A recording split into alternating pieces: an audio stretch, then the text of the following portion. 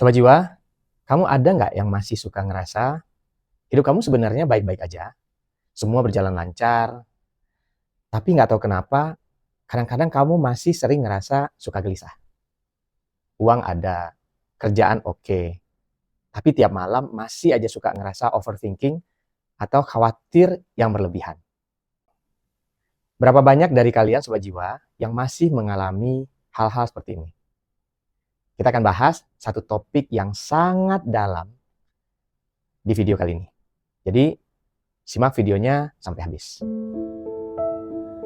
Selamat datang di Langkah Jiwa, tempat kita belajar menemukan kembali diri sendiri dan terhubung dengan alam semesta agar hidup bahagia, penuh makna. Mungkin kita nggak sadar, ternyata masih ada luka lama atau trauma masa kecil yang kita bawa dari masa lalu sampai sekarang. Makanya kita sering merasa cemas atau sulit banget buat merasa aman, meskipun sebenarnya di luar sana semuanya kelihatan baik-baik aja. Tapi pertanyaannya adalah, kok bisa trauma dari masa lalu itu masih mempengaruhi kita? Padahal kita mungkin udah nggak ngingatnya lagi sama sekali saat sekarang ini. Coba sekarang Sobat Jiwa, kita pejamkan mata sejenak, kemudian kita ingat momen-momen pada saat kita baru lahir. Kalau momen baru lahir, pasti kita nggak bisa ingat lah ya, itu wajar. Tapi rata-rata kita bisa memiliki memori atau mengingat kejadian saat kita sudah berusia 2 atau 3 tahun ke atas. Saat masih bayi, kita belum bisa menolak atau bereaksi secara sadar terhadap luka atau trauma yang terjadi di kehidupan kita. Pengalaman yang kita lalui saat kita masih kecil, baik itu yang menyenangkan ataupun yang menyakitkan, itu biasanya akan membentuk fondasi mental dan fisik kita di masa depan. Misalnya, cara kita kecil diperlakukan, kasih sayang yang kita terima, atau bisa jadi juga pengalaman-pengalaman medis yang traumatik, dan semuanya itu bisa mempengaruhi gimana kita merespon dunia saat dewasa. Sekarang ini ada di salah satu ilmu kedokteran modern kayaknya ya. Itu mereka punya teknik yang disebut inisiasi menyusui dini. Nah, ini saya pernah baca juga. Ini adalah proses di mana bayi yang baru lahir itu langsung diletakkan di dada ibunya. Kemudian bayinya itu dibiarkan untuk mencari puting susu ibunya sendiri. Kemudian akan menyusu dengan sendirinya. Nah, proses ini idealnya dilakukan pada saat 1 jam pertama setelah kelahiran.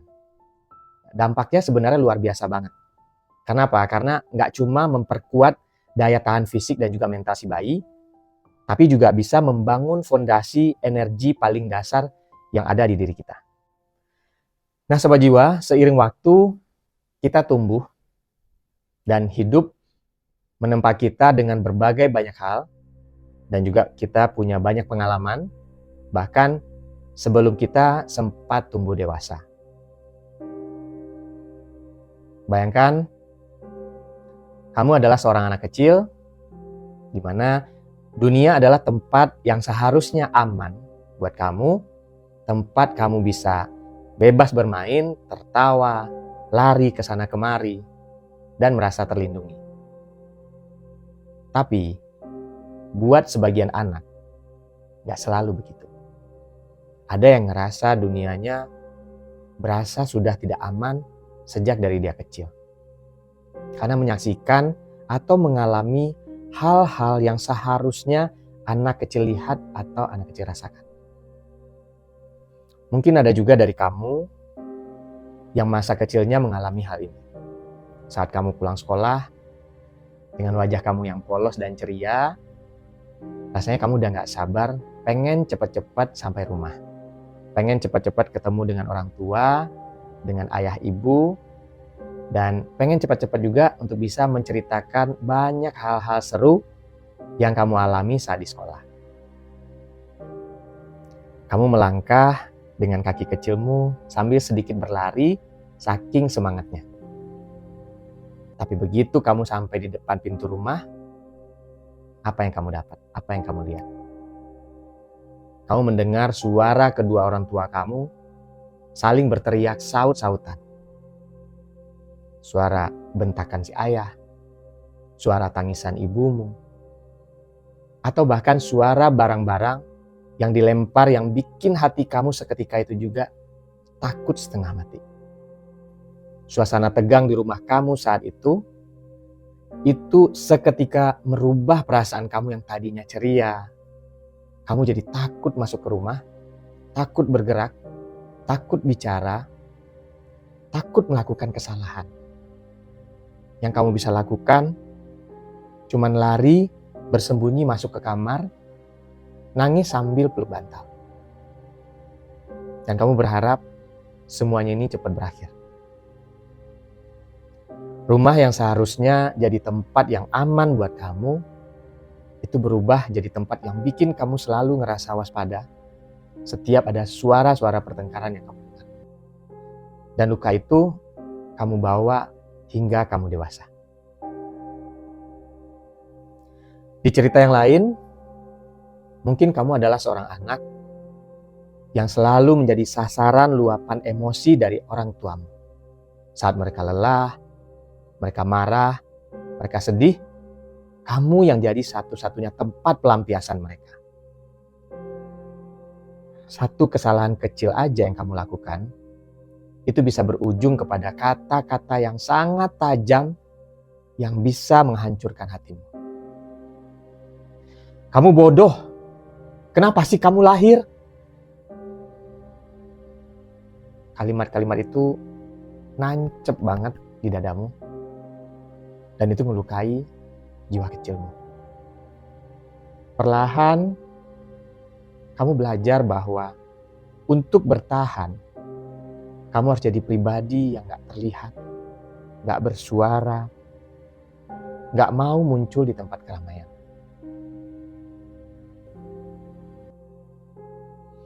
Di tempat lain lagi, ada seorang anak kecil yang setiap akhir pekan, tas ranselnya sudah disiapkan. Bukan untuk liburan, tapi untuk berpindah-pindah tempat untuk menginap. Kadang dia harus tinggal di rumah ayahnya. Beberapa hari kemudian, dia harus pindah ke rumah ibunya. Dan di lain waktu lagi, dia bisa jadi dititipkan di rumah neneknya. Dia gak pernah bisa menaruh barang-barangnya di satu tempat, karena memang gak ada tempat yang bisa dia sebut sebagai rumah. Terus juga mungkin di sekolah, saat dia lagi bermain sama teman-temannya, kemudian teman-temannya cerita tentang ayah dan ibu mereka, atau tentang bermain bersama kedua orang tuanya mereka, si anak tadi hanya bisa diam. Dia merasa kalau dirinya berbeda dengan teman-teman yang lain.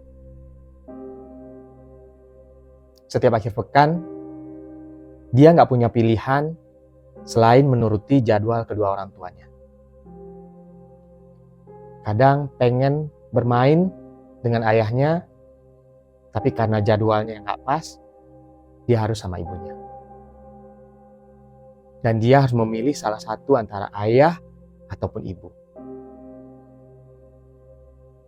Kadang ada rasa kekecewaan yang besar, kenapa dia gak bisa menikmati kebahagiaan bersama dengan kedua orang tuanya.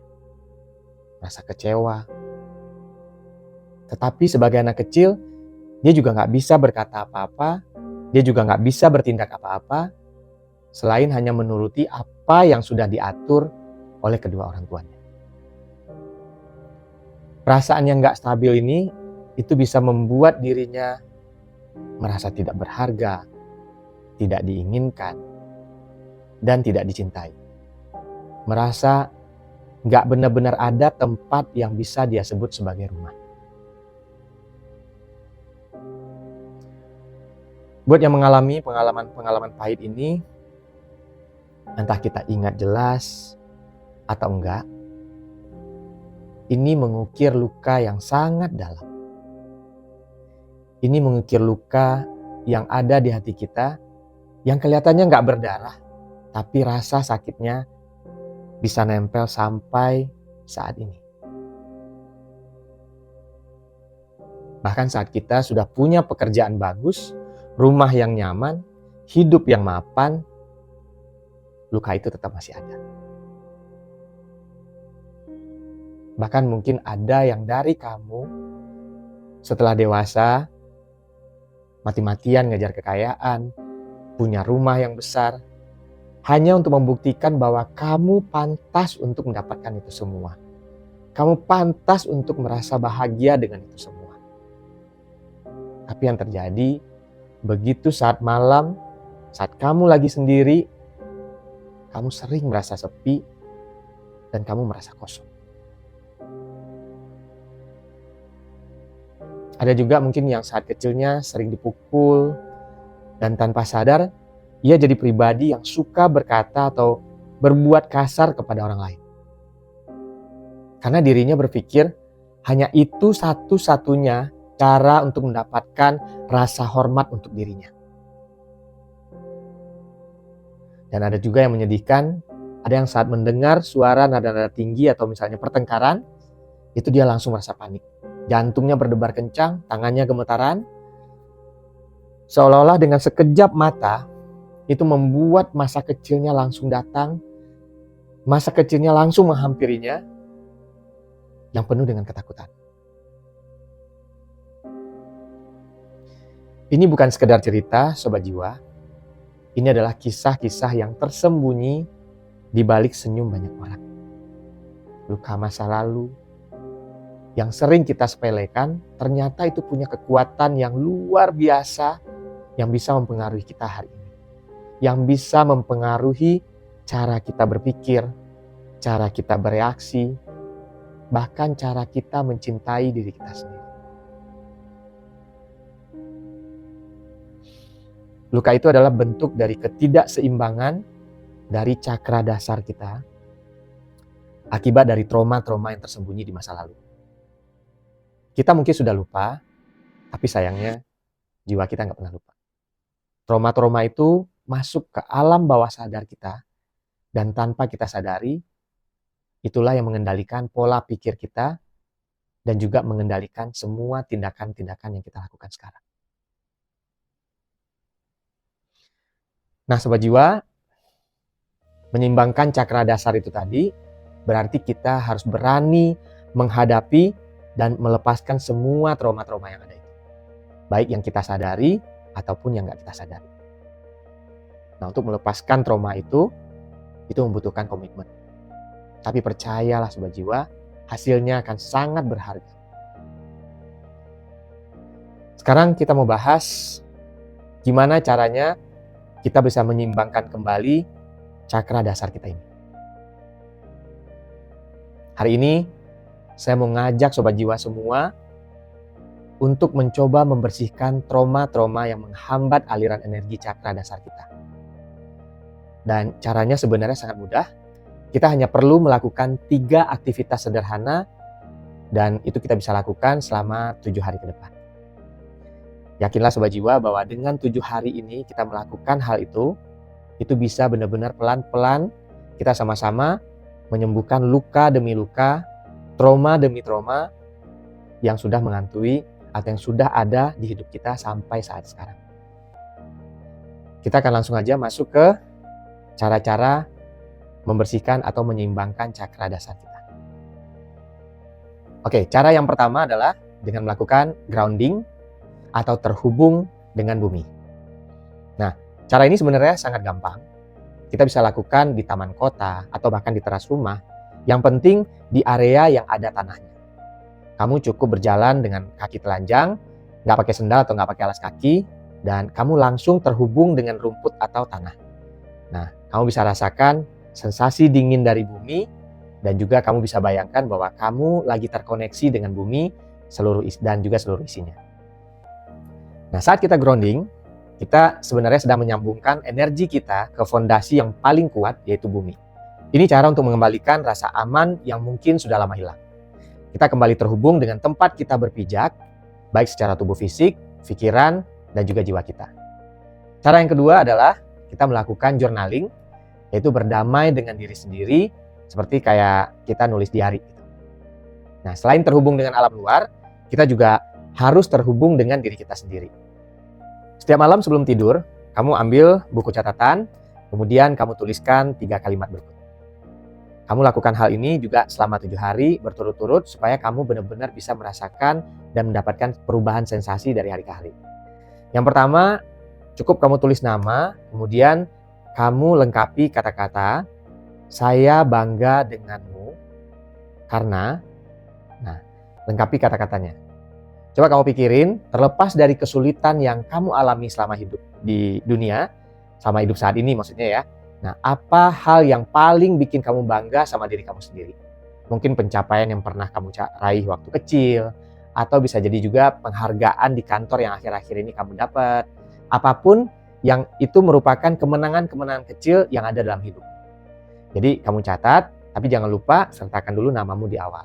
Misalnya, Fendi, saya bangga kepadamu karena, kamu lanjutkan.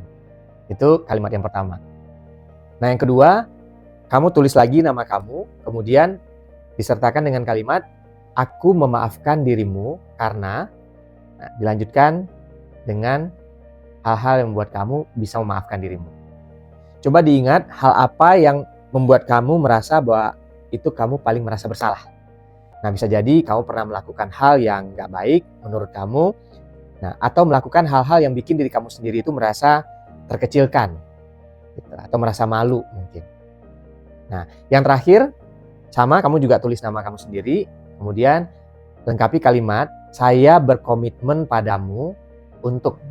Itu merupakan hal-hal yang ingin kamu mulai dari hari ini.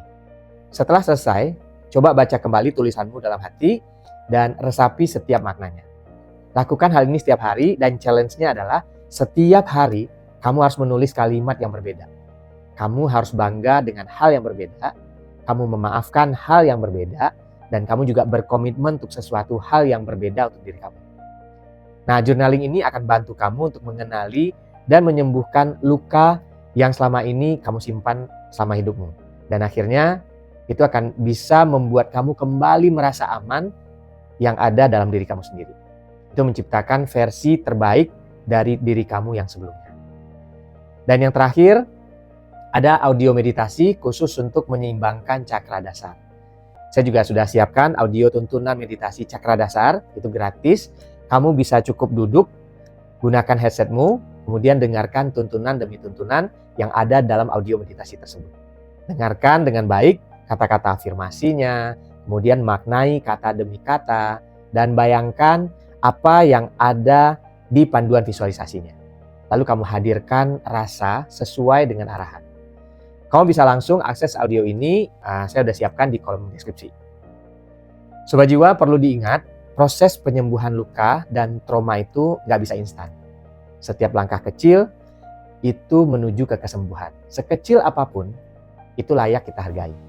Karena langkah kecil yang kita lakukan, inilah yang bikin kita merasa lebih utuh dan bahagia. Kita mengalami luka dan trauma, itu juga bukan tanpa alasan. Kita perlu juga bersyukur. Kenapa? Kadang itu adalah cara semesta untuk membentuk kita jadi pribadi yang lebih dewasa, lebih bijak, dan punya jiwa yang kuat. Saya yakin saat kamu menemukan video ini, itu juga bukan hal yang kebetulan. Bisa jadi ini merupakan jawaban dari pertanyaan-pertanyaan yang sering muncul di pikiranmu sebelumnya. Jadi, mari kita berproses bersama, perlahan tapi pasti, untuk menemukan diri kita yang sejati.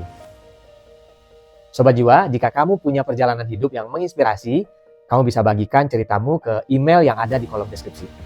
Nah, karena perjalanan jiwa setiap orang itu unik, siapa tahu cerita yang kamu punya bisa menginspirasi dan menyentuh hati banyak orang untuk bertumbuh dan bertransformasi mencapai tujuan hidup mereka yang sejati. Terima kasih untuk Sobat Jiwa yang sudah mampir ke video ini. Buat kamu yang terinspirasi, boleh klik like dan juga tinggalkan komen di bawah. Jangan lupa subscribe dan klik tombol loncengnya supaya kamu nggak ketinggalan video-video terbaru dari Langkah Jiwa. Mari kita aminkan langkah kita hari ini menjadi awal yang baik untuk kita bersama-sama mencapai tujuan jiwa kita di dunia langkah demi langkah. Sampai jumpa di Langkah Jiwa berikutnya.